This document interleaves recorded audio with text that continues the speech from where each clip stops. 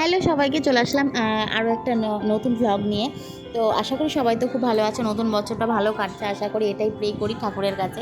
তো এটা হচ্ছে সন্ধ্যেবেলা, আমি আর মা একটু বেরিয়ে গেছিলাম হালখাতা করার জন্য। আমি আর মা দেখতে পাচ্ছ আমরা রেডি হয়ে আমরা রওনা দিয়ে দিয়েছি, আর টোটো ধরেও নিয়েছি। টোটো করে আমরা চলে যাচ্ছিলাম এখন যেখানে হালখাতা করতে যাব, সেটা হচ্ছে মানে আমাদের এই বাড়ির দোকান, মানে যেখানে সব কিছু মা গহনা তৈরি করে। তো এখানে দেখতে পেলাম দুটো ঠাকুর মন্দির, তো একটু প্রণাম করে নিয়ে এই যে দেখতে পাচ্ছ পিতৃ জুয়েলারি। তো সেইখানে আমরা চলে গেছিলাম টুক করে একটু। আমি এখানে নতুন গিয়েছিলাম, আমি তো চিনতাম না এর আগে কোনো দিন, আর কাকুটাও কোনো কারণবশত আমার বিয়েতে আসা হয়নি।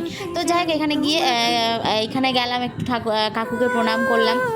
তারপরেই বসে থেকে মা করলো হালখাতা আর আমাদের দিয়ে দিল এই গিফট। আর গিফটে ছিল একটা সাইড ব্যাগ, মিষ্টির প্যাকেট, আর ছিল দুটো আমাদের দুজনকে দিয়েছিল আইসক্রিম। তো আইসক্রিমটা সেখানে বসে খাইনি, তা আমরা রওনা দিয়ে দিয়েছিলাম। আর এত গরম, বিভৎস বাজে গরম পড়েছিল।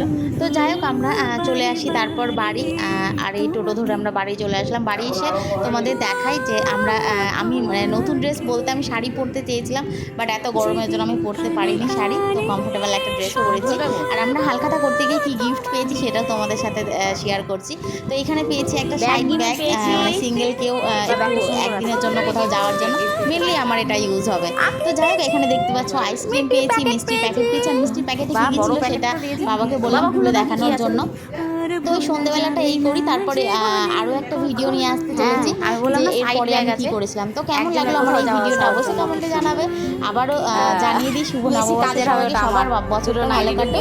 দেখা হবে খুব শিগগিরই পরের কোনো একটা ভিডিও নিয়ে। সবাই ভালো থাকবে, সুস্থ থাকবে, দেখা হবে খুব শিগগিরই পরের কোনো একটা ভিডিও নিয়ে। তো এই ছিল মিষ্টির প্যাকেট। তো চলো দেখা হচ্ছে পরের ভিডিওতে। আজকের মতো এখানে, বাই।